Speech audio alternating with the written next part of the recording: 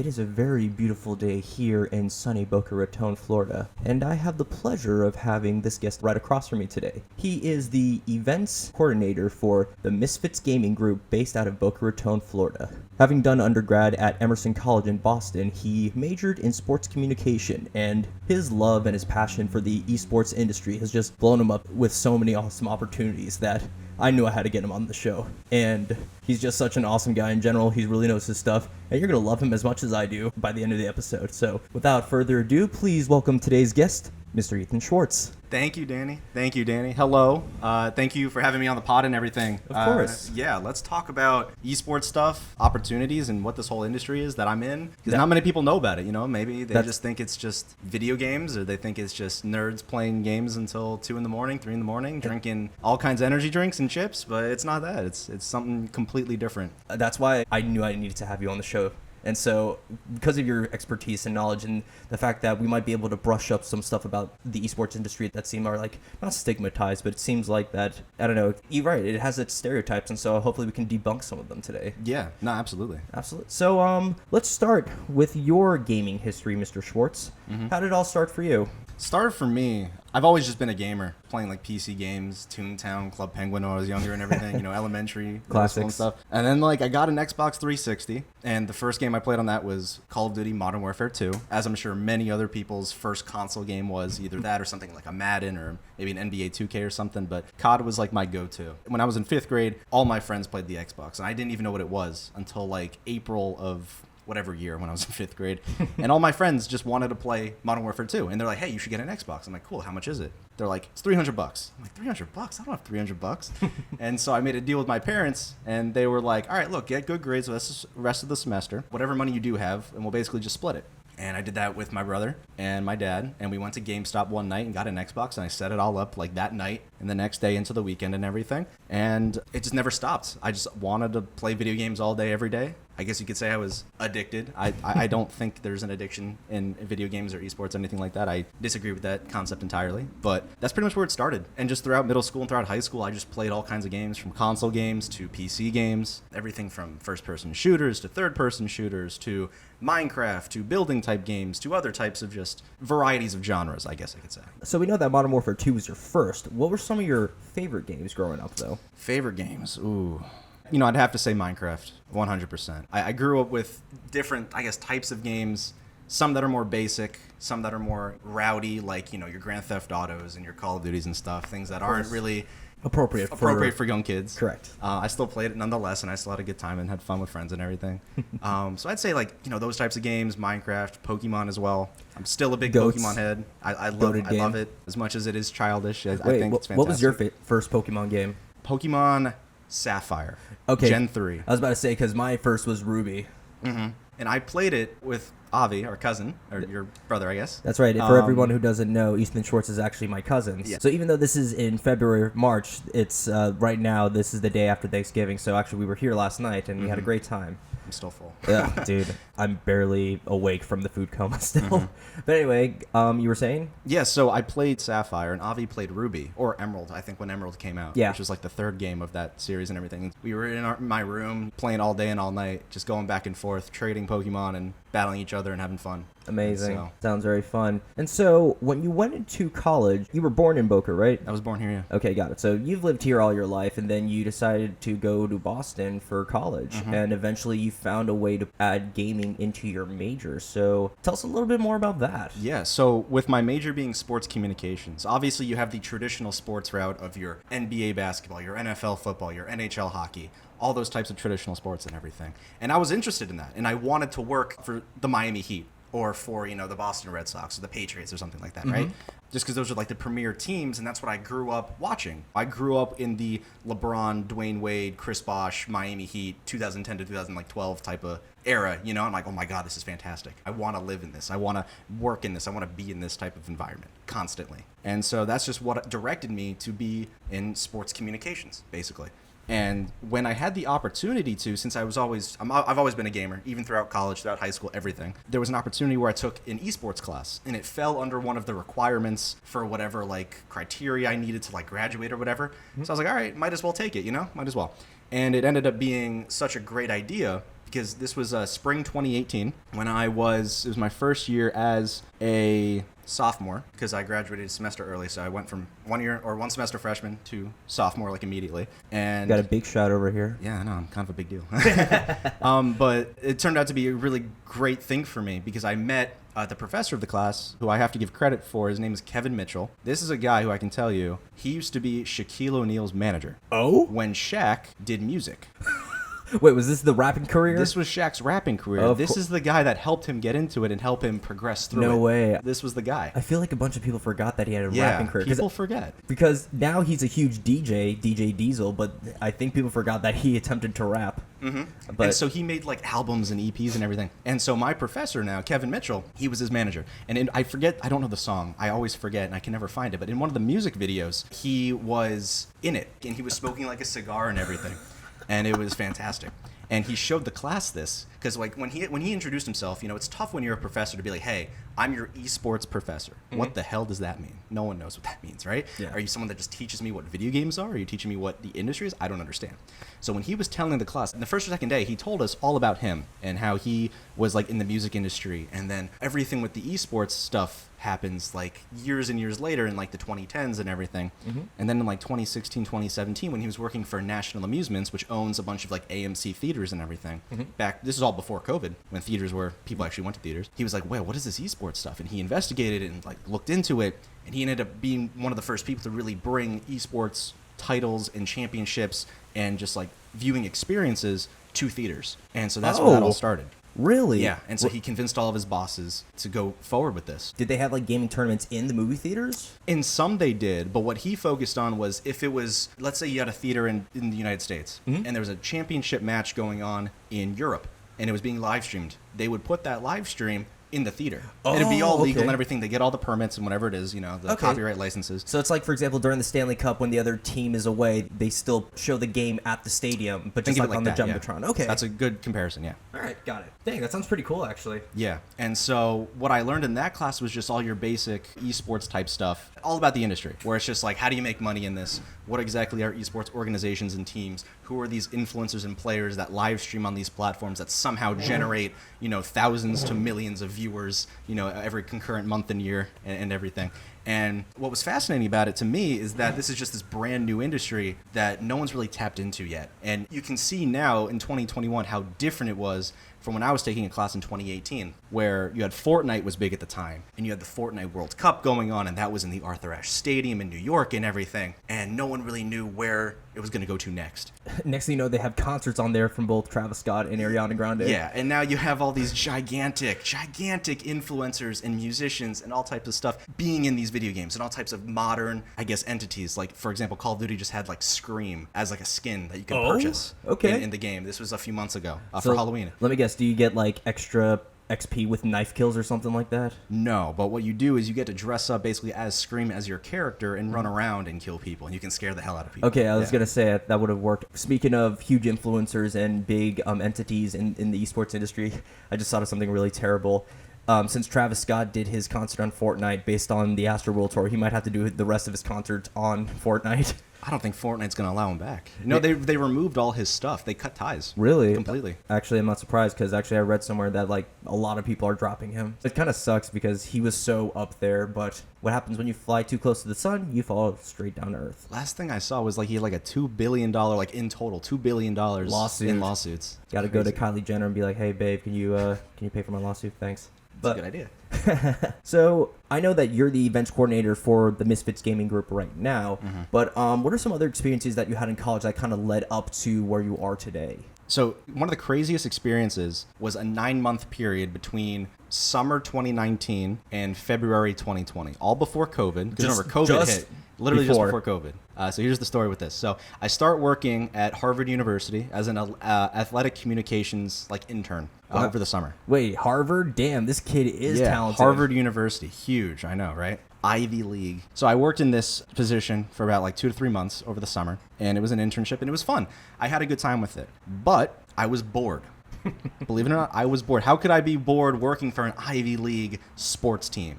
I mean, come on. Yeah, exactly. Who knows? It's not like it's Alabama or UCF. Once you said sports league after Ivy League, that's when everyone's like, oh. Yeah. In fact, I don't think you know this, but I think it was Tommy Lee Jones. He actually played football at Harvard. Tommy Lee Jones? Yeah, the actor. He played football at an Ivy League school. I know that for a fact. I know that was just a random fact. But anyway, go ahead. So, sports internship, wow. right? I mean, Gerald Ford, actually, one of the presidents of the United States, he played center at Michigan. That's crazy. Right? Wow. I know. That's actually really cool. But yeah, so I had the Harvard gig, and that was fun. So I just learned a lot about traditional sports because I come from that traditional sports background that I talked about before. And I was just kind of bored with it. And so one day I had to choose my classes over the summer for the next semester. And one of the options was esports events, just straight up esports events. And it was with Kevin Mitchell again. And I was like, okay, cool. And so I had this guy like on LinkedIn, and I think I had his email. So I emailed him after I like signed up and everything. I'm like, hey, I'm joining back in your class. Great to connect with you again. And he's like, yeah, absolutely, cool. And so we get into the class. And so with esports events classes, this was like you needed to actually do work. And this is something that in college not many people do, is actually doing work. Correct. And, making that opportunity for yourself. So in the second or third week, the class was presented with 3 options for events that they were going to hypothetically put on. So it wasn't official that we would actually do these, but it was kind of just building out what event planning looks like from an actual, if it were to happen type standpoint. Got it. And so the 3 options were creating a tournament alongside the Boston Uprising Overwatch team, which is owned by the same people who own the Patriots, Robert Kraft, and all that. The Kraft Group owns this team. You'd put on an Overwatch tournament along with the Boston Uprising, and it'd just be like this 6v6 tournament that would take place at like Patriot Place in the New England Stadium in Foxborough. Nice. And so that was option 1. How far is Foxborough from Boston proper? I think it's like 35, 45 minutes out. Okay. And probably like an hour and a half due to like traffic on game days. Yeah, on game days. I never went myself when I was in Boston just because I didn't want to deal with the travel, and the tickets were expensive. Oh, yeah. This is around the time when like the Patriots were like, in the Super Bowl with Tom Brady and Correct. Gronk and Edelman. It's not like the Dolphins and the Panthers down here during that time where, you could get a ticket for like $10 and, you get that with a beer, for example. Exactly. And so this was around the time when like the Eagles, when the Eagles beat the Patriots in the Super Bowl. I was there. In my dorm watching the game with all of like my, New England friends, and they were all freaking out and dropping F-bombs and shit and saying, I hate Nick Foles and all this stuff, I would have been really happy there. Yeah, there were some people not from New England, some from Philadelphia that were just freaking out. They didn't come to class the next day. One guy showed up. He was drunk out of his ass in one of my classes the following day. It happened on a Sunday, right? So, or it was Monday, whatever. The next day he comes, he was so drunk. He didn't sleep. And even the teacher was like, you should go home. You shouldn't be here right now. It was, I don't know, I thought it was hysterical. He was a good friend of mine. Oh, that's great. And so the second option was putting on a Madden tournament, and that was directly working with EA, the publisher behind Madden and everything. I forget where that would take place. Funny enough, since I live in Orlando, EA actually has one of their HQ there. That's right. I applied to work there. Me too. I didn't get a response. Neither did I. Oh my gosh. EA, what are you doing? Right? And I was a game design major back at school, so yeah, I feel you on that. Yeah. But anyway, you were saying? So that was option 2. And then option number 3 was working with the Grammys. Oh? At Sony Music headquarters in New York City to put on a gaming charity live stream. Oh, and so do musicians game? Oh, believe it or not, they do. They really do. And I'll get into that. So with the 3 options, the class was split because the way this class worked is that you already had esports kids, because at Emerson College, where I went to school, you had an esports club. It was just called Emerson Esports. And some of the students that were in the class immediately went to go do the Overwatch thing because they wanted to work with Overwatch. They wanted to work with, Activision Blizzard, Robert Kraft, all that stuff. And they're in some deep shit right now. And we could talk about Activision Blizzard. I got some stories of that too. But so they wanted to do that. And then there was the people in the class that really just were there just to get the easy A. Because it's not supposed to be a difficult class. Esports is not difficult to master, to follow, to anything, right? You do the work, you get out, it's done, whatever, easy A. So you had some of those kids, they went to do Madden because that's what they knew. They knew Madden, they didn't really know Overwatch, or they didn't know anything else. Mm-hmm. And so that left me, where it's like, yeah, I like esports stuff. I've never really played Madden, I've played Overwatch, I like Overwatch. But this Grammy thing, charity live stream in Sony Music headquarters in New York, no one rose their hand for that. No one. For real? No one. And so the class went silent when the Professor Kevin was like, who wants this? 1, 2, 3. No one rose their hand, so I was like, I'll do it. And Take an initiative. I love it. I just took the initiative, and it ended up being the best possible opportunity because the other two events never happened. They really just planned them, and nothing went to fruition. The Overwatch team didn't want to do it anymore. EA never responded to actually filling out the event and actually doing it. But then the Sony and Grammy thing, we forced it to happen because I actually wanted this to happen because I realized to myself, when am I ever going to go to Sony Music headquarters in New York and be welcomed there to do something? When am I ever going to work with the Grammys again? When am I going to work with any other gaming organization? I have no clue what I'm doing, but I'm not going to say that. I'm just going to do it. And so fake it till you make it. Yeah, absolutely. Absolutely. Fake it till you make it. And so I took that opportunity, and it ended up being so good because I got to work with a bunch of players from the Grammys, from the Grammy Music Education Coalition, which is like their charity component. I worked with all the people from there. I directly emailed multiple times like a VP from the Grammys, a VP of like something extremely important, like some guy that like you could look up and be like, holy shit, it's that guy. I forget his name. I don't remember, but he was like super important. He took a huge liking to me and everything, and it was super cool. And then I talked a lot with people from Sony Music directly. These guys who they didn't really know what they were doing, but they knew that they had talent, like they're musicians, that wanted to get involved with esports and wanted to get involved with gaming, something gaming related. That's all they cared about. Really? Because it was something that was so new with the rise of Fortnite and all this stuff. People knew that this was like the next generation. This is like the next step. Just like how if you were to look at cryptocurrency and NFTs, that wasn't that big in like 2019, right? In 2018, 2019. It's blowing up right now. It's huge right now, but it wasn't back then. No. Esports was blowing up then, but it's huge right now. Same thing, right?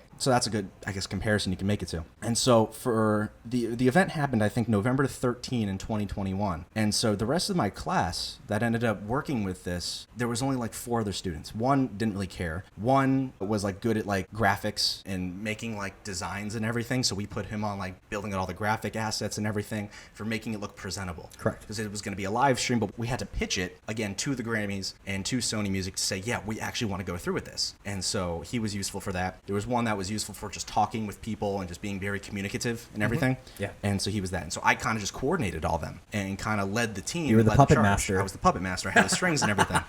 And so it gets around the time where we're figuring out a game plan and we're going from all types of things. And we have a connection with an esports organization called FaZe Clan. And FaZe Clan is known for doing, a bunch of crazy shit out in LA and everything. They have a lot of sponsors. They're tied to a lot of people, a lot of money involved. They're one of the bigger names in the esports industry. And I guess in like the pop culture industry. I guess you could go up to like any kid, kind of our age and be like, hey, do you know what FaZe Clan is? And they'll say, you know what? I think I've heard of that. I think I know what it is. Really? This is my first time hearing them. Yeah. So if you talk to people my age or, my brother's age, if you're, anywhere between 16 or maybe even 15 to 20, you've probably heard of FaZe Clan, most likely. And I'm turning 27 soon, so I'm an old fox. I'm turning 23 in April. Yeah, we're old. What are you talking about? You're younger and better looking than I am. Well, you're pretty good looking. Well, thank you. Yeah. I'm doing my best not to look like a crypt keeper. You know what I mean? Yeah, so we were working with FaZe Clan, and so here was what the actual game plan was, what happened for November 13th. So as we're building this out, from Sony Music's side of things, we have the Chainsmokers. Do you know who the Chainsmokers are? Of course I do. Wait, they're gamers? So we have Drew Goddard from the Chainsmokers. He's a huge Fortnite fan. And so we were like, oh my gosh, he's a Fortnite fan. Let's get him to play Fortnite on this charity event, and he's going to do it. The issue is that he was in Milwaukee that night, so he couldn't be there in New York. He was in Milwaukee that night for a concert. So we did our charity live stream specifically 2 hours before the concert starts. So we started our thing at like 6, and his concert started at 8. So from 6 to 7, or 6 to like 6:45, his manager gave us the okay, and she was like not happy with it at all. I bet. She talked directly to me. She was like, look, you got to get him out of there like 6:45, 6:50, or I'm cutting this thing off. And I'm like, all right, bet, cool. Ooh, okay. And so he was playing Fortnite with one of FaZe Clan's members, FaZe Clan's Nate Hill, who was, I think, not recently signed, but he's from like the New Jersey area. So we got him an Uber and we drove him into like Manhattan. Into Manhattan? Yeah. What did that take, like 2 hours? He lived outside. It took like an hour. Right. And for a normal like 10 to 15 minute drive from like New Jersey, it took him like an hour to get here. And it was ridiculous. And this was like peak. It was like a Thursday night though. So the traffic wasn't too bad, but it was still annoying. Yeah. So we drove him in, and I met him and hung out with him. He was a cool guy and everything. Really cool, interesting story here. The people that we had in Milwaukee to make sure that all the live stream was set up and all the gaming was good and all the audio was good, we contacted like a local LAN center, which is like a center where video games can like be played at any time, and it's just directly, people can come in, pay a little bit of money, and play video games for like an hour or 2 hours or 3 hours, whatever. So we contacted them. We're like, hey, we need you down at this Milwaukee Bucks stadium. I don't know what it's called. You're going to work with the Chainsmokers, and we're not going to pay you, but we'll advertise your business and everything. Cool. The guy who ran that knew FaZe Clan Nate Hill from when they played League of Legends together. And so I'm talking to Nate Hill, and I'm saying like this other guy's name, and Nate's like, wait, I know that name. And I'm like, you know this guy's name? And he's like, yeah, wait, put me on the phone with him. And so it turns out that they've played League together for like years before Nate Hill blew up and became this big celebrity or whatever, right? Mm-hmm. And so they knew each other. They just played games back and forth with each other. That's such a small world moment where some random person in Milwaukee running a LAN center knows FaZe Clan's Nate Hill playing League of Legends together, right? That's the power of gaming right there, honestly. It's the beauty of gaming, just bringing people together in like unconventional ways. And so we had the Chainsmokers involved. From the Grammys side of things, and also I guess Sony Music, we had Joyner Lucas involved. Do you know who Joyner Lucas is? Sounds familiar. He's the guy who made the song "I'm Not Racist" with the big music video and everything. I never heard that. No, but I got to go check it out after this. Yeah, you definitely got to check it out. And so he, for the charity component, he auctioned off the red like MAGA hat that was worn in that music video. And this music video has, I think, like hundreds of, I guess, millions of views at this point. It's got to be in the at least tens of thousands or millions of views. So it was worth something then. It was definitely worth something. And so it was auctioned off and everything. And this guy, Joyner, man, he is like 6'5", 6'6". He's a big dude. He is tall. And he was really nice to me and everything, and he hung out with us and everything. And then we had some people from like the Grammys involved and everything in there. And I'm there trying to set up all the live stream stuff and making sure everything's working and everything with like another person and everything. And so I'm working with the Chainsmokers. I'm working with Joyner Lucas, the Grammys, Sony Music, FaZe Clan, trying to get all this working and everything. I'm just a 20-year-old at this time. Yeah, what year in college were you? I was a junior. I was 20 years old. And remember, I didn't really know what I was doing, but I was just thinking, all right, if I'm actually really doing this, I need to do it my way. And so I did everything as much as I could my way. And the stream went decently. It wasn't perfect, but then again, I didn't run the stream. I just ran the people. Correct. I made sure everything and it was your first. And it was your first event. It was my first event, and so it was still successful because it happened, and it was all good and everything, and it was still the only event that actually happened out of the 3 events in total, from everything. And so that got me just super inspired because I would talk with Kevin and all, about this all the time, and just making sure, career-wise, is this the right fit for me? Is this what I want to do? And so what that led to was working at the College Esports Expo, which turned out to be the biggest collegiate esports conference in the entire world, something that I was the student chairman of. And so that happened in Boston, February 26, 2020. This was literally 2 weeks before COVID shut down everything, was when the event happened. Oh, I remember. In fact, it was mid-February of 2020 that I got hired for a full-time job, and I was like, wow, I finally have a full-time job. Then 2 months later, you're laid off because of COVID. And so we were even considering, because we knew that COVID was a thing, like about a week before the event happened, the first like real news broke out. In Boston from like, all the news sources and everything. What is the coronavirus and everything, right? Mm-hmm. And so my boss, who's very skeptical of like these types of things, I wasn't skeptical at all. I wanted to do this event. Mm-hmm. I knew it was going to be successful. I knew everything. I knew this would be like a launching pad for something because of how big of traction it got in the collegiate esports world. Huge. We tied it with PAX East, which is a big convention with thousands of people flooding into the city of Boston that weekend. And so we purposely held our event a few days before so we could get guests and we could get speakers to come in. Okay. And we ended up having about 50 speakers from 45 different companies. Oh, wow. Speaking on panels. Never been seen before in the esports world. And so that was really cool. And you led all that. And I led all that. And I made sure everybody was happy and everything. And everyone went home happy. And they all got their piece in about certain things and different panel topics and everything. I'm so proud of you, Ethan. Thank you, Danny. For real. This is so fucking awesome. And so with this coronavirus stuff, Kevin was like, we shouldn't do the event. We should cancel. And I'm like, fuck you. We're not canceling. I literally was like, no, we are not canceling this shit. Because I knew it was going to be successful. And it ended up being very successful. We have video footage of it all and all the panels and everything and the audio and all that. And it turned out to be super successful because the people I personally invited helped me land my job with Misfits Gaming Group. And those guys were Matthew Benson and... oh my God, what's his name? Patrick Klein of eFuse. And eFuse is basically, think of LinkedIn, but then think of esports LinkedIn. Oh, so it's specifically for gamers. It's LinkedIn for gamers. It's like that specific niche where like you're people like me and younger people in high school and college that are like, all right, I want to work in esports. I want to work in gaming. But I don't know where to start. I don't know where to start. What do I do? This is like the platform that does that. And so Matthew is the CEO and Patrick is the strategy officer. And so I invited them. And so they helped me get into it because they were like, hey, Ethan, where are you from? And I'm like, oh, I'm from Boca Raton, Florida. And these are like, they're not older guys. Matthew's only, I think, a year or two older than me. Okay. But he's like a CEO of this company because he's a visionary, basically. And so he's like... Or self-claimed. Self-claimed, yeah. No, he's a good guy. Awesome. And so Patrick was like, oh, Boca Raton. Oh, do you know what Misfits Gaming is? I'm like, I've heard of it. I don't know too much about it. But like, their HQ, their headquarters is now in Boca Raton, right? I'm like, I did read that. Is that was previously announced like a month prior from Boca. And I think like someone sent that to me from like who still lived down here and everything, because they knew I was interested in gaming and everything. And so I was like, oh, that's pretty cool. That's awesome. And Patrick was like, yeah, I'm friends with the lead partnership guy named Justin Stefanovic, who's our like now EVP of partnerships and sales at the company. And he was like, do you want me to contact him for you and be like, hey, are you looking for an internship? Are you looking for a job? Are you looking for something to do over the summer? And I'm like, yeah, I mean, if that would be great, honestly.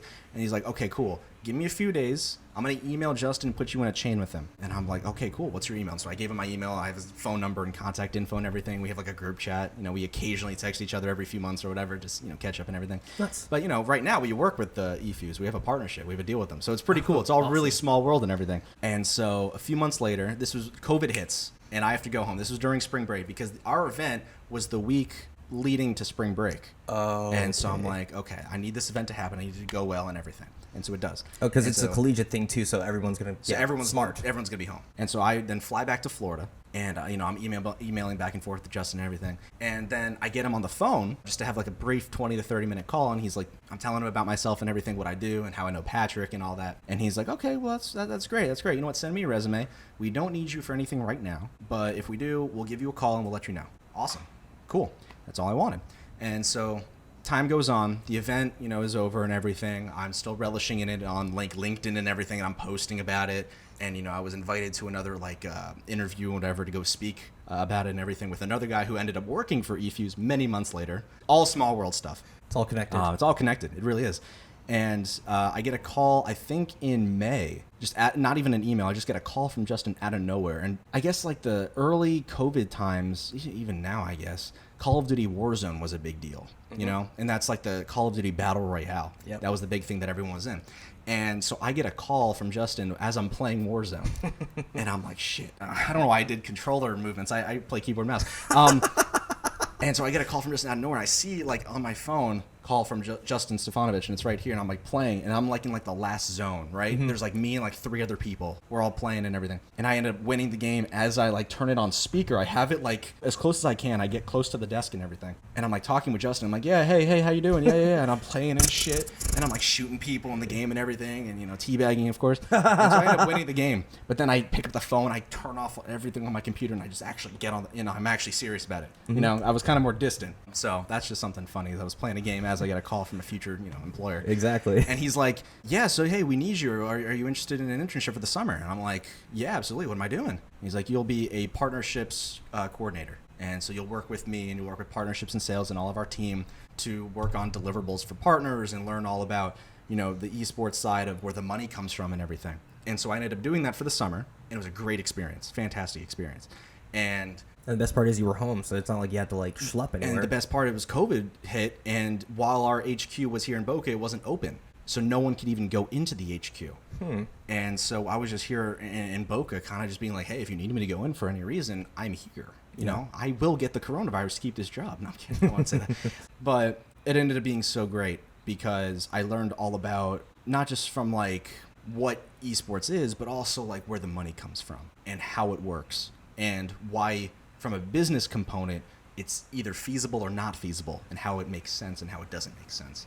And so that was really important to me because I was really good at it and I was just progressively learning, and I would look up different topics of just what I needed to know for certain types of, business plans or spreadsheets or anything like that. I just wanted to learn everything because this was my time where I'm like, hey, I'm working for a tier 1 esports organization from the business side of things, not like the gaming side of things. I'm working from I'm talking to Red Bull. I'm talking to the Miami Heat. I'm talking to all of our partners who are our chair companies. I'm talking to our headset companies. I'm talking to our PC companies.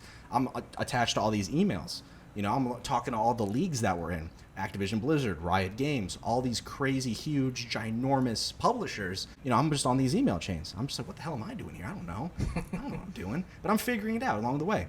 And, I'm being as helpful as I can, talking with everybody, whether you're an EVP, a VP, someone at my level, someone even below me, whether you're a graphics guy, whether you're, someone from one of the teams that's, doesn't really directly work with Misfits, but also works with one of our teams, the Florida Mutineers and Florida Mayhem, Overwatch and Call of Duty teams. I was just doing everything I could.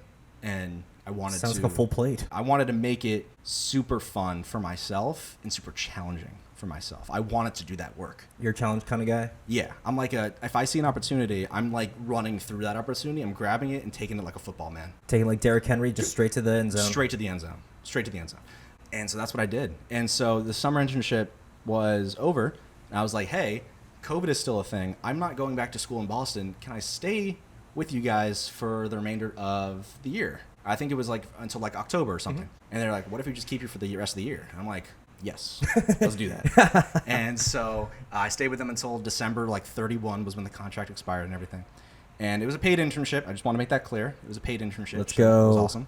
Make that money. And it was just great. And I didn't want to like leave. I wanted to stay because I wouldn't say I've peaked because I'm working for a tier 1 esports organization after working like collegiate events and everything. That doesn't happen much where students can just like do something in college and then immediately jump to professional esports team. Bro, you grinded your ass off. I remember when you were going through each of those stages, every time I'd come home, I'd like ask you, and you gave little brief overviews, but it's just so awesome to hear about like how it's all culminating for you. And it's just, I'm so glad that all these things are happening for you, E. I really am. Yeah.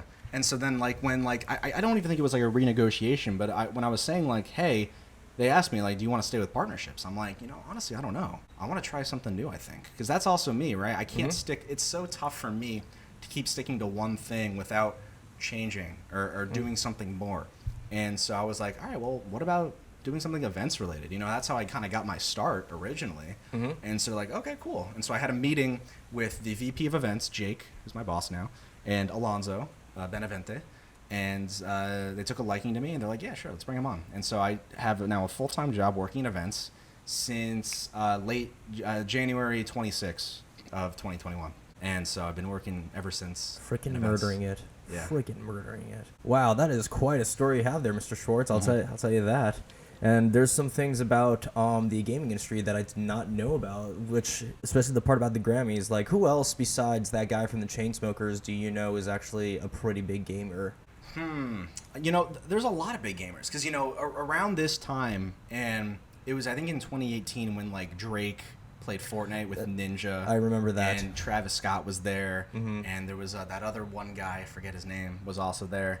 But remember, that took the world by storm. People were like, wait a minute, this isn't just a thing for gamers. Yeah. Other people can play video games. Who knew? Musicians play video. Drake plays Fortnite. Wait, he has a personality? He does something other than making music and posting pictures on Instagram? What? No way. And so people who you might not even realize play video games. And they stream on Twitch, which is the world's biggest, or not in China, but the world's biggest, live streaming platform other than YouTube. And so over COVID, this is a platform that exploded because people realized, oh, wait, I can't go out and do concerts. I can't go out and do shows. I can't do anything. I can't go out right now. It'll be bad for my image. What if I stay inside, make a Twitch account, pay someone to do production and shit for me, and just live stream a video game or just me talking or doing something? And this is just skyrocketed ever since COVID, ever since like April of 2020. And then people needed some form of entertainment to keep them entertained during lockdown. And they needed something. And so I'm just glad that artists were able to like think and adapt that quickly because you're right, without any access to going outside, that was essentially how they made all their money. So it's kind of like, got to get with the times or you got to get behind. Yeah. And it's not even just artists either. It's normal people in traditional sports. If you look at LeBron James's kid, Bronny, he has his own channel, and he's very successful. There's multiple mixed martial artists in the UFC. There's boxers. There's all types of people in sports who have their own accounts. There's, like, racers. Lando Norris is a big one. He's a big racer. You have, I forget his name. It's a soccer player. I'm blanking out on the name. But you have so many famous athletes that when they couldn't do anything, they took their eyes to Twitch and they took their eyes to playing video games because they played games, but they didn't play because they couldn't, they didn't have time to play it, right? So now they had time. All these leagues were like, they didn't know what to do. So like, all right, I'll just make some money on the side, make a Twitch account, stream, my kids will like it, whatever, And so that's what ended up happening. And so it's not even just artists, but it's like everybody can make, an account and stream, whether you're famous or not. So this sounds kind of fucked up, but it sounds like COVID was great for your industry. Oh, I always say it, I benefited from COVID. My industry, while there were hiccups and there were issues with some layoffs with some companies and everything, I benefited the esports industry benefited from COVID because it shined a light on what we do in our business and our industry like no other, because we were the only option for entertainment. You had your Netflix shows, you had your Amazon Prime Video, you had all that stuff, but they still needed to be in production, and they weren't in production. They couldn't come out with anything new until 2021. So during 2020, we relished in it, and we pushed forward with it. If you look at, for example, what Jimmy Fallon did, he worked from home and everything, and he tried to attach his name to all these other gamers and stuff and be a part of like what we do in the online, multiverse, whatever the hell it's called, right? Mm-hmm. And we didn't like reject him, but we were just like, all right, buddy, we know what you're doing. We see what you're doing, but you're not us. You will never be us. If anything, you should have sent a video of you laughing at him saying that just obnoxiously because, that's what he does. Oh, yeah. Just, you could say like, I had turkey. I had turkey for Thanksgiving. Like that. Hold on. My headset just broke off. Oh, you're good. Yeah, just let's hold on. There we go. Okay. Try not to destroy the set, all right? I'm destroying your set. I apologize. So Jimmy Fallon, you don't like him? Yes, I'm just it's kidding. not that I don't like him. No. I don't. Well, I don't. I don't like Jimmy Kimmel. I'm not a Jimmy Kimmel fan Yeah. because he's outspoken against what we do. He doesn't get it. Oh, really? Yeah. Jimmy Fallon, he's just going with the times, right? Yeah. He's friends, I know, with like Ninja, and he's friends with Booga, and he's friends with all these other names and everything. Because that's how you get along in this business. That's how you get along in any entertainment business, is just keeping friends and keeping going along with people and everything. So for that, it's like whatever. We know that's what he's doing. For someone like Jimmy Kimmel, though, who outright is just outspoken against what we do, I don't like that. And I think he's a shady man. I don't think he gets what we do because he's an old head. He doesn't know what we do. It's fine. Whatever. He doesn't want to adapt. He doesn't want to adapt. It's all right. I find his joke performance mediocre at best because I know for a fact he didn't write those jokes. Oh, no, he doesn't. They all have writers. They all have writers. Exactly. They're the personality. But speaking of big names in industries, you were talking about Activision and Blizzard and how you kind of worked with them. I've been hearing rumors about what's been going on, but if you want to at least shed a light on what's been going on. So, I mean, when this goes live, things could be drastically changed over the next few months and everything. But as of around Thanksgiving time, 2021, they're not in a good light. And it starts from the top, being the CEO, Bobby Kotick. And while you think video games is just this industry of, people wanting to play games and just have a good time and everything, it's so not just that. Because you have these publishers that want to rush out all these types of games, whether you're Call of Duty, Assassin's Creed especially. Assassin's Creed, Valhalla. I want to play that game. But there's so much crunch that goes into these games, and they push these game developers who went through college and went through high school and went through just their careers wanting to build fantastic games, not being able to do so. And what's happened, at least at Activision Blizzard, and even at other companies like Riot Games and everything, there's just a lot of sexual harassment. And it's really bad. It's so bad, to the point where there was one story that I saw where I forget what the event was, but a bunch of people from Activision Blizzard, they went to a hotel. This was like a yearly thing that they did. They went to a hotel. I forget what the room was called, but they had a painting, or it was a picture, a giant picture or painting of Bill Cosby on a wall. And I don't know if they would pray to it, but they would party in that same room, and they would bring that painting in and out. It was a yearly thing that they did. And they would party in there and do drugs and alcohol and all types of shit, right? Just normal party stuff. Yes. But the difference is that these were just the same guys that ended up sexually harassing many women who worked at all these companies. That's a shame. There were allegations of rape as well. It was bad. It wasn't just like, touching someone's ass or playing with their hair or some shit. It was allegations of rape. And it was bad. And apparently the CEO knew about it all. I don't know what the extent of that is. So it was a trickle-down effect where all of our teams with Misfits Gaming, we have a Call of Duty team, the Florida Mutineers, owned by Activision Blizzard. We have a Florida Mayhem Overwatch team, owned by Activision Blizzard. And we have our League of Legends team, owned by Riot Games. Obviously, Activision's more in the spotlight now, but Riot Games is not friendly or easy to work with, by any means. But it's a bad look on us, because if the publishers fuck up, that means we also fuck up by correlation, by association. And it's like, this is not good for us. As team owners, we have the right to speak up and say, hey, what the fuck are you idiots doing? For you real. know? It's like it's not good for it's like business. you guys aren't shareholders, but it's like like you're directly tied. We're directly tied. It's like, for example, it's a different scenario than if you were, that one Clippers owner. I forget his name, the Los Angeles Clippers, and you're working with you're an NBA team. It's not like the team itself, the Clippers owner. We're not the Clippers owner in this situation. It's like a reverse situation where we're not the ones that are racist and homophobic and all that, and sexual harassment and everything. That's not us. It would be the correlation of the NBA to that. So it's flipped where our, I guess, bosses are people who run all these leagues and everything. They're in the spotlight now, and it looks bad on us. And it's not to say that the people who work in these leagues, the Overwatch League, the COD League, those people are good people. We know this. My bosses have told me and all this. The people who run these leagues, who we directly work with, they're not the ones that are doing the bad things. Not at all, at least as far as we know. It's the people who make the games. It's these game developers and publishers that think that they're like just the top dogs, top shit, because whatever they make, people will play, right? And so I guess as you play as you make games, there's a crunch, and I guess you just want to sexually harass women. I don't fucking know. But it's just so bad. And it puts the gaming industry in the worst light possible. It makes a mockery of what you do. It makes a mockery of what we do. Exactly. And so it's rough if I were to talk to someone that isn't directly involved with gaming in esports, and I'm like, hey, yeah, I work for this team. We have a Call of Duty League team. We have no watch. Wait a minute, Call of Duty? That's Activision Blizzard. What do you know about that? What's the deal there? I've had that happen to me before. I had that happen to me before at even one of our events that happened. There's our people. We put on live events. We put on live LANs. Throughout 2021, the Florida Mutineers, our Call of Duty team, I work for them too because it's like an umbrella effect. And they're like the state of Florida's team, We're the right? state of Florida's Call of Duty team. Got basically, it. Right? I work those events and we put on live events. We're the only team to put on multiple LANs throughout 2021. Thank God for Florida, right? Yeah. Being the worst state that it is. But I've had people, fans, come up and be like, hey, what's going on with the company? Are you guys getting in trouble with this? It's like, no, we're not getting in trouble. This isn't us thing. This is our publisher thing. Just because we're involved with it doesn't mean that it's us. Just is the major company that's involved with it. Correct. And I mean, if you look at Activision stock, it went from being $100 a share. I think it was down to 60 something around this time. Oh wow! It went down. All these stories, you can look into it. It's so bad. All what these people are alleging and everything. It's not good. It's super bad. It's not like the company will go down, financially or anything. It won't. The company still drives in so much revenue every year, especially with COVID, right? Yeah. And it's going to continue to do so.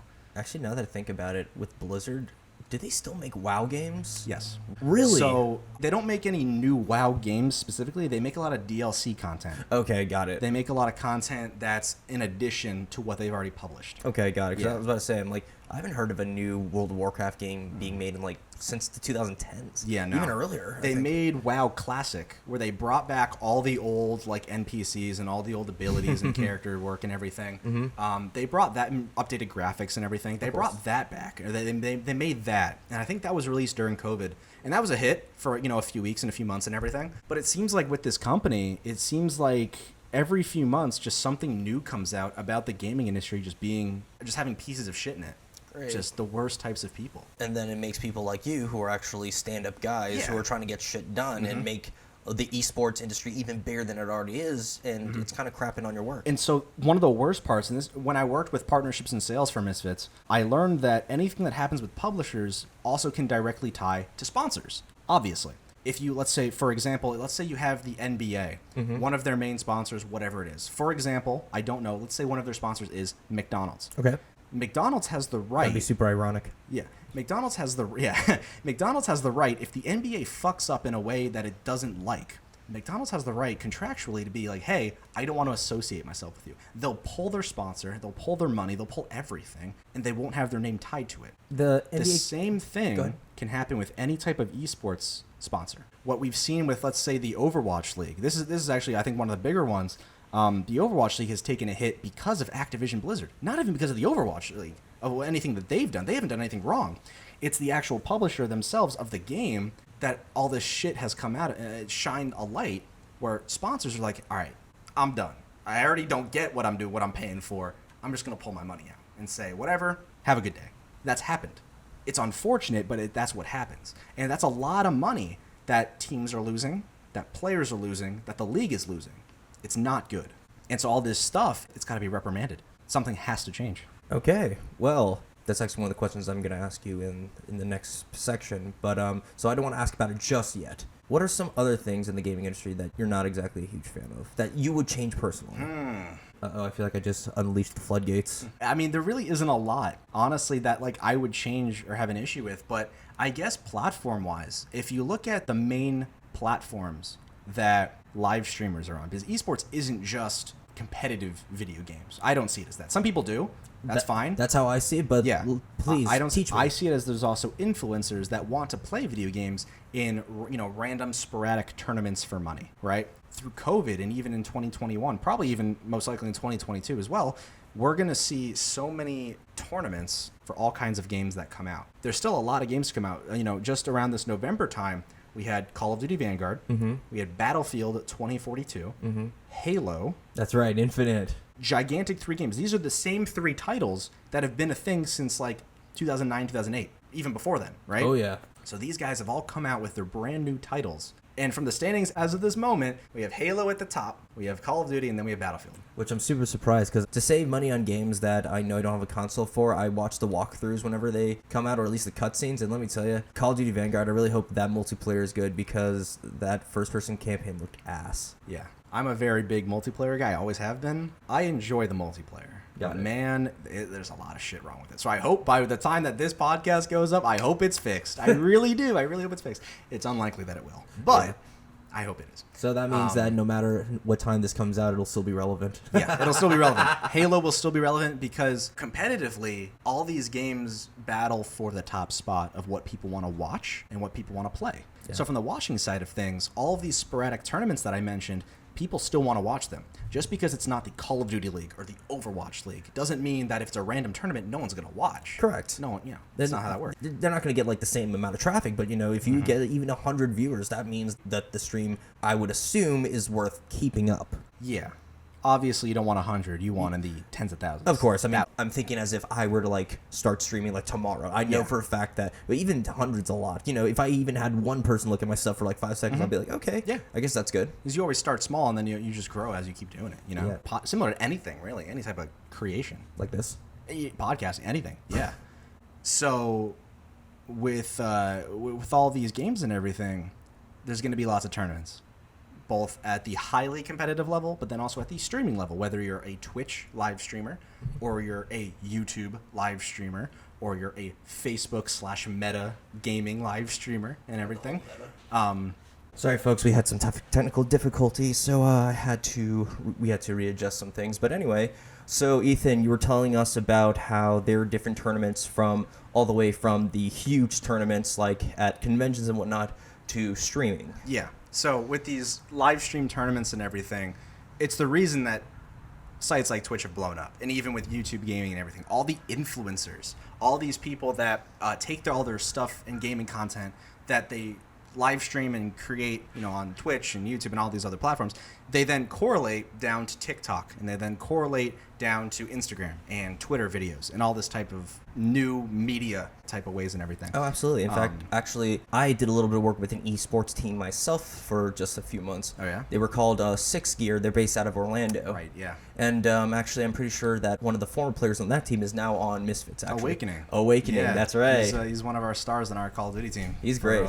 Mutineers, yeah.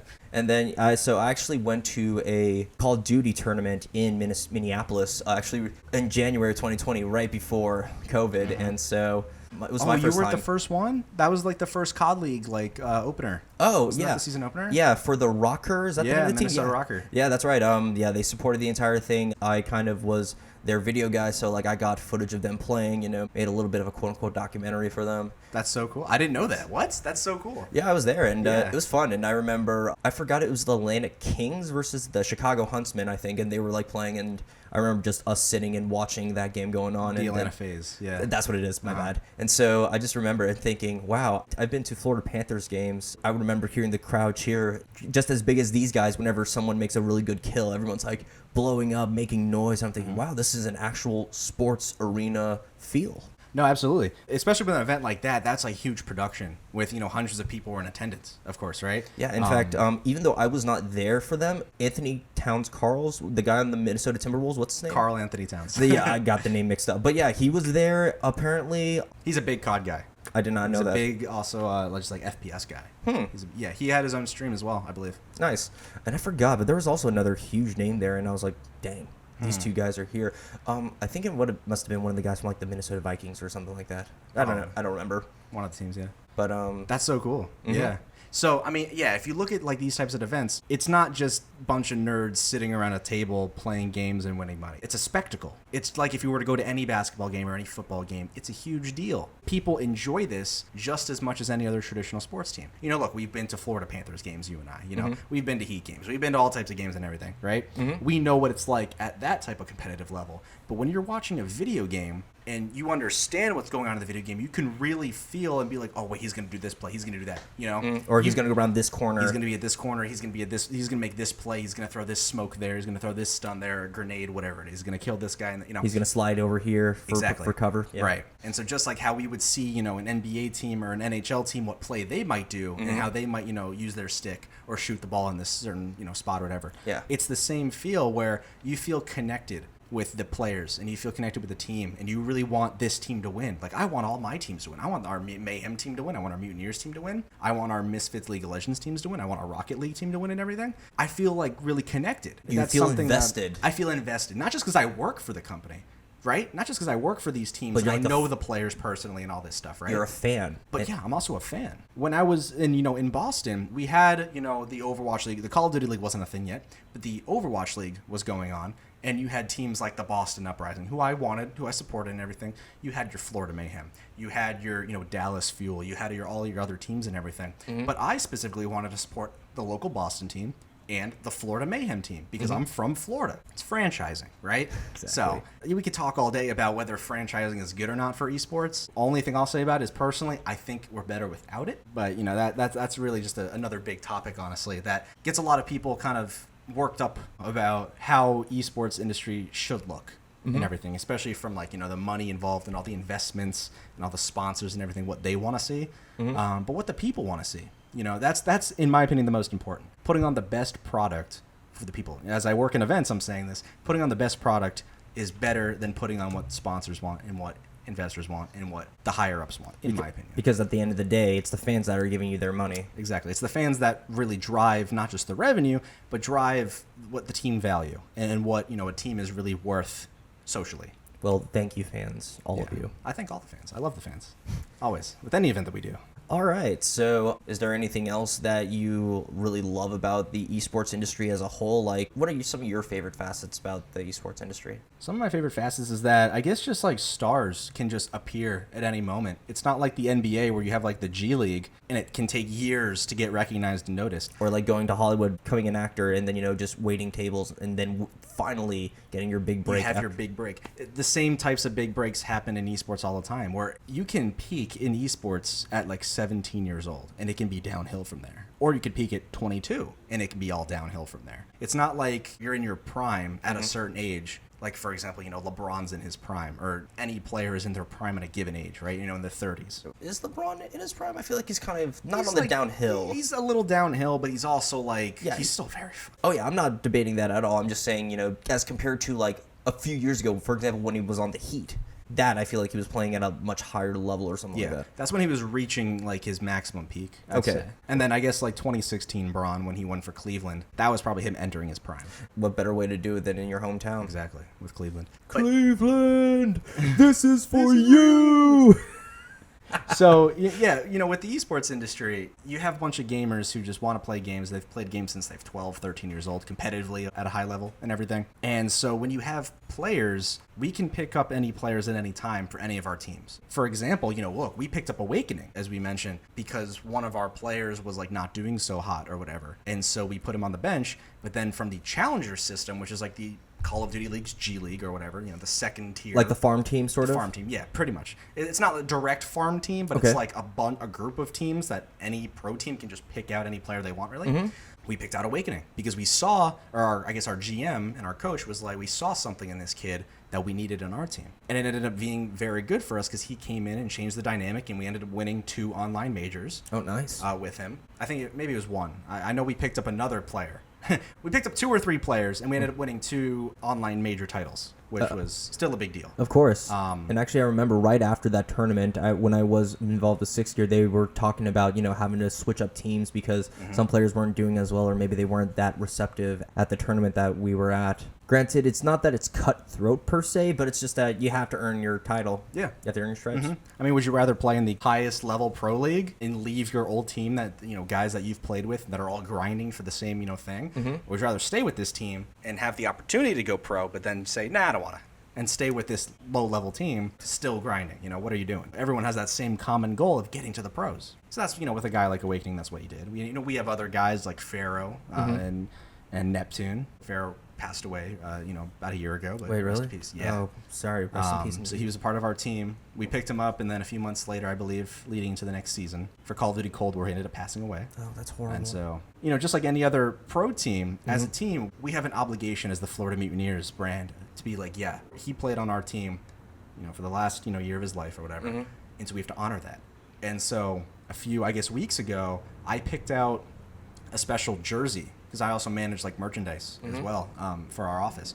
And I picked out a jersey, and this jersey, we got his name stitched on the jersey, and it's now hanging up in a plaque in the same room of where our current team plays out of and where they practice. That's beautiful. Just as a memorial thing framed. I love that. And so I love hearing stories of how gamers come together, and it's all through gaming. And the best part is some of these people don't even know what they look like in real life, and then when they meet up 10 years later, they're like, I didn't expect you to look like this, but hey, we've been friends.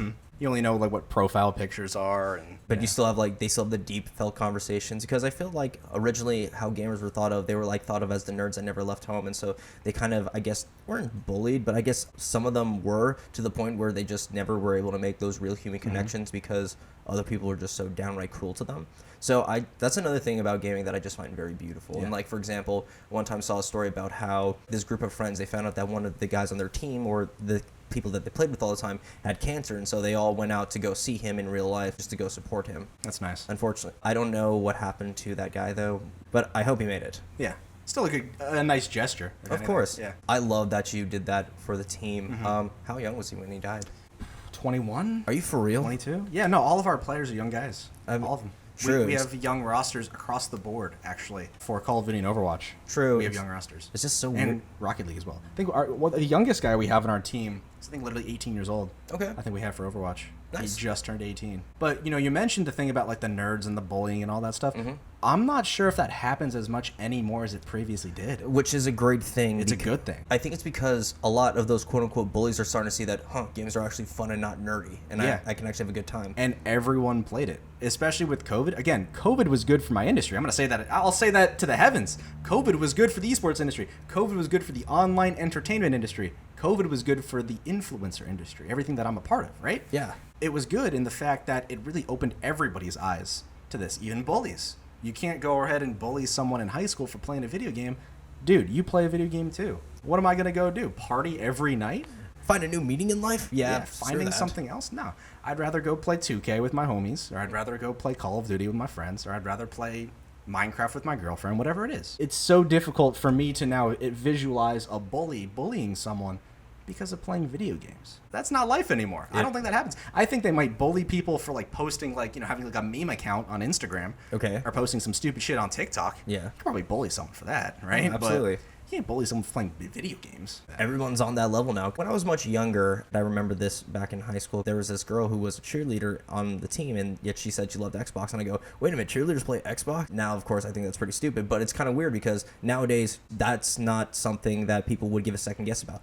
I feel like cheerleaders and a lot of quote-unquote hot girls do play video games now. In fact, I have a friend, she's just starting to stream a little bit. If you looked at her, everyone would be like, oh my god, she's perfect in every way. But then now that I think about it, she always posts her Twitch stuff on her profile or her stories. And then also she said that back in the day, Kingdom Hearts was her shit and stuff like that. So yeah. Yeah. No, women in gaming and women in esports is such a hot topic right now. Not just because of the Activision Blizzard stuff. I was about to say.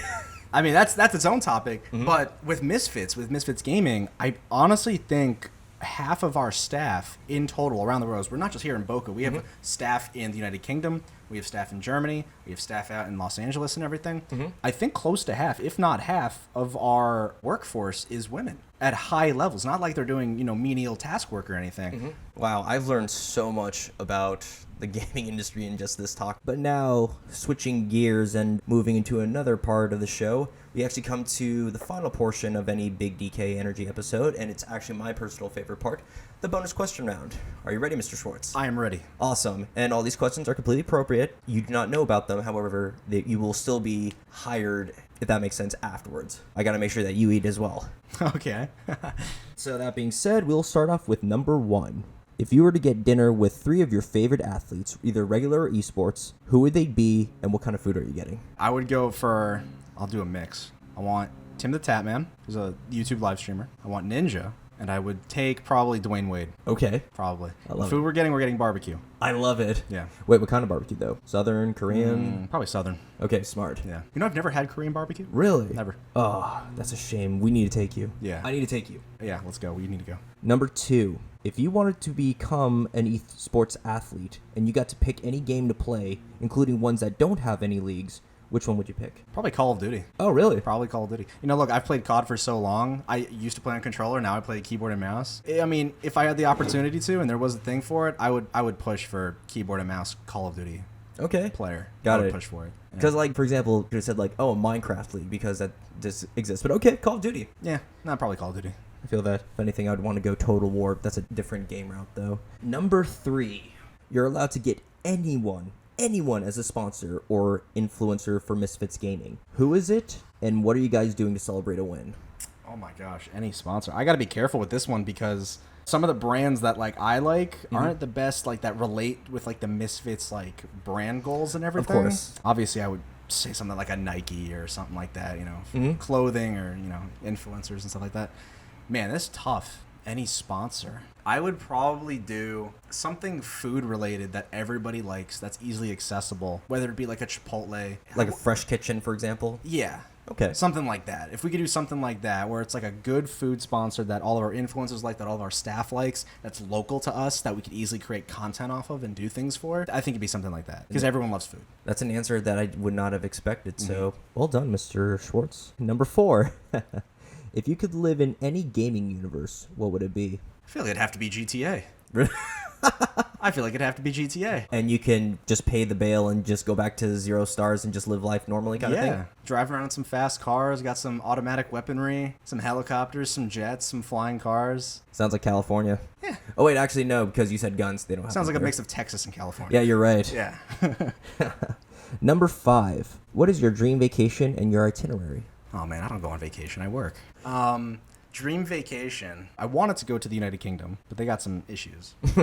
I think Australia or New Zealand or something. Okay. I'm interested in that type of stuff. Just being on its own island, and it has still beautiful landscapes and everything. Mm-hmm. I probably want to do those 2 things. Number 6. What are your personal goals for the esports industry? Personal goals for the esports industry is get all the scammers, all the assholes, all the people who cause problems, just get them out. Dump them off side of the road, leave them to be. Get them out. That's a goal. Okay, awesome. Number 7. You have courtside heat tickets. Besides Uncle Andrew and Dina and Jasper, who else are you there with? I'm taking Daniel Carenter. Aw, That's who I'm taking.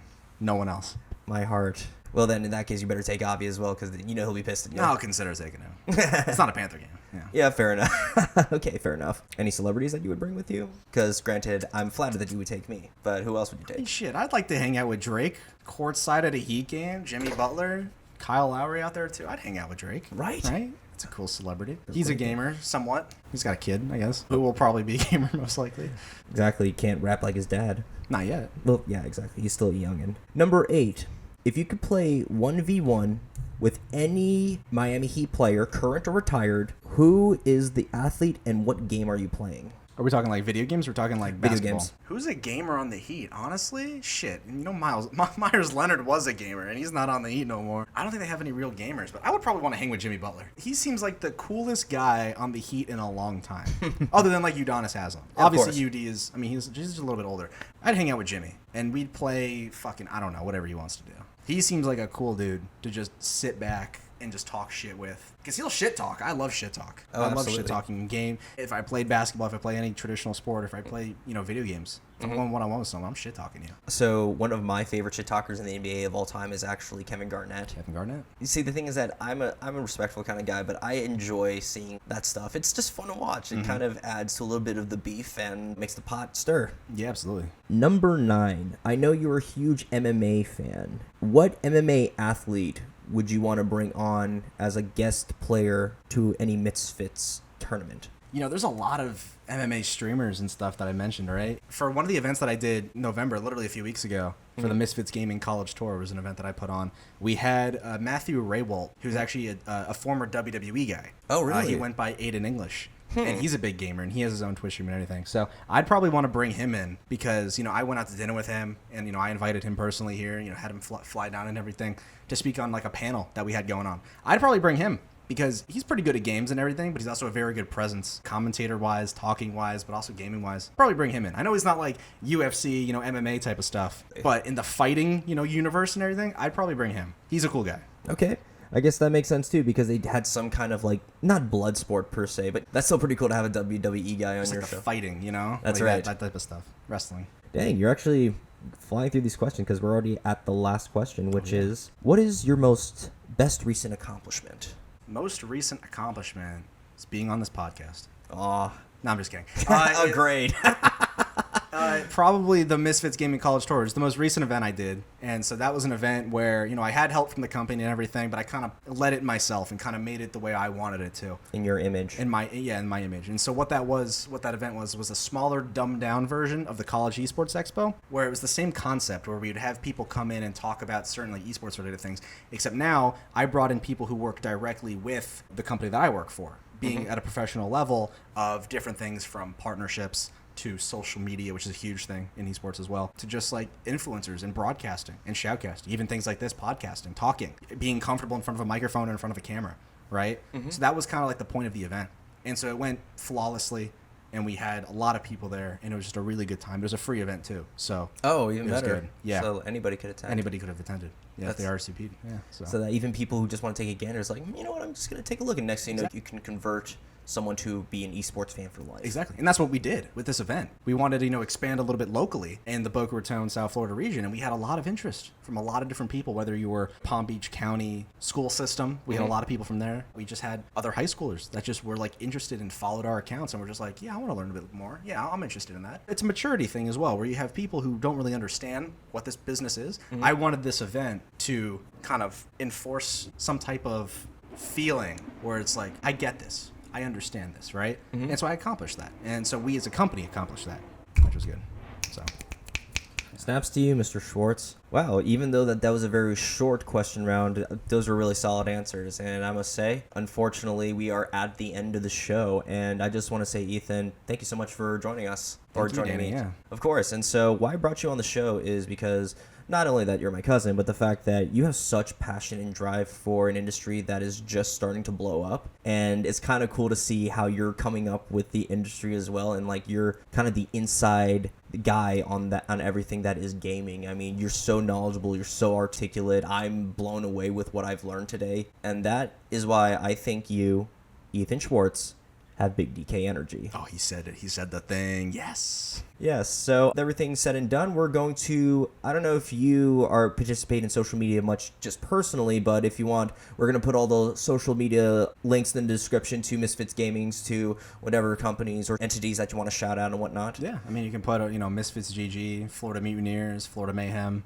We're all over. We have accounts on pretty much everything. Okay, so yeah, I'll definitely put that in the description box. And before we head out, is there anything you want to say or promote? Not much, no. Just, look, if you're interested in any type of esports things and, you want to talk to me or even you want my consultation on anything, hit me up. I mean, Danny has my number and everything. This is the guy that you want to speak to. Yeah, you can find me, on all my links, Twitter and Instagram I mostly use, just at Ethan S Live, Ethan's Live. And that's pretty much that, yeah. All right, well, that all being said and done, I am Danny Carenter, and this is the Big DK Energy Podcast, signing out.